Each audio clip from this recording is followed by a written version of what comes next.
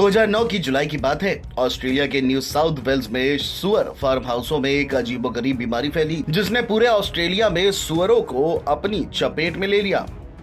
जांच में पता चला कि ये सुअर H1N1 यानी कि इन्फ्लुएंजा से संक्रमित हुए थे।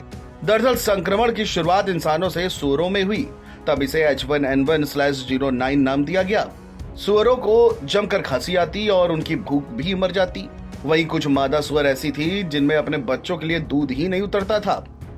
आज यही वायरस पहली बार किसी इंसान से इंसान में फैलता दिख रहा है। ये किसी खतरे का संकेत है, इसे समझने की कोशिश भी करते हैं। CDN SciencePub.com पर एक छपी एक रिपोर्ट के अनुसार इन्फ्लुएंजा ए वायरस 20वीं सदी में 3 महामारियों की वजह बना था। इसमें से एक महामारी 1918 में फैली जिसके पीछे H1N1 जिम्मेदार था। यह इतना घातक था कि इसकी वजह से तब दुनिया भर में 5 करोड़ लोगों को जान गंवानी पड़ी थी। इसके बाद 1957 में इन्फ्लुएंजा ए H2N2 से 20 लाख लोगों की और 1968 में इन्फ्लुएंजा ए H3N2 10 लाख लोगों की मौत हो गई। इसके बाद इन्फ्लुएंजा महाबीमारी नहीं बन सका। फिर अरसे बाद 2009 में इन्फ्लुएंजा ए H1N1 लौटा। इसे तब विश्व स्वास्थ्य संगठन यानी WHO ने पूरी दुनिया के लिए महामारी घोषित कर दिया था। उस वक्त दुनिया भर में इसके 2.5 लाख केस सामने आए थे। इनमें से तकरीबन 2832 लोगों की मौत हो गई और वहीं 21वीं सदी में सबसे बड़ा खतरा H5N1 के रूप में दस्तक दे रहा है, क्योंकि यह इंसान से इंसान में फैलने वाला संक्रमण है। 1997 में पहली बार एवियन इन्फ्लुएंजा वायरस इंसानों में फैला जिससे 6 लोगों की मौत हो गई। हाल ही में ऑस्ट्रेलिया में इंसान में बर्ड फ्लू संक्रमण के पहले मामले का पता चला। एक बच्चा कुछ सप्ताह पहले भारत में रहते हुए संक्रमण के चपेट में आया था। बच्चा अब स्वस्थ है। दरअसल विक्टोरिया में एक बच्चे में संक्रमण की पुष्टि हुई जो ऑस्ट्रेलिया में बर्ड फ्लू का पहला मामला है। बच्चा भारत में रहते हुए H5N1 फ्लू का शिकार हुआ था और इस साल मार्च के महीने में बीमार था।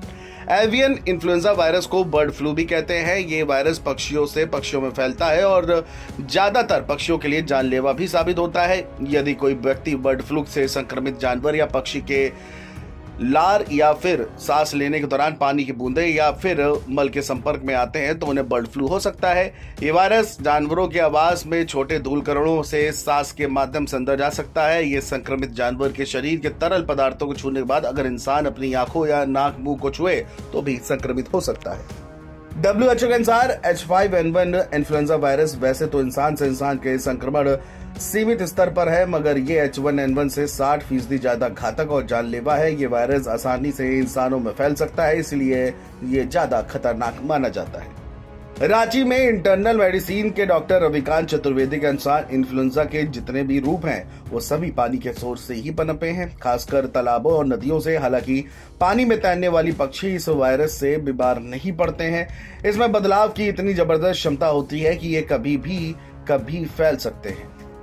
ये इंसानों, सुअरों, घोड़ों और कुत्तों में फैल सकता है। इसे ह्यूमन, स्वाइन, इक्वाइन और कैनाइन इन्फ्लुएंजा वायरस भी कहा जाता है।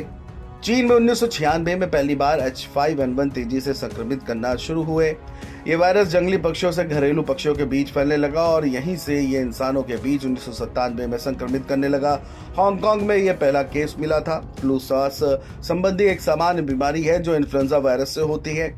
इसके लक्षणों में अक्सर बुखार, सिरदर्द और शरीर में दर्द, खांसी और बंद या बहती हुई नाक शामिल है।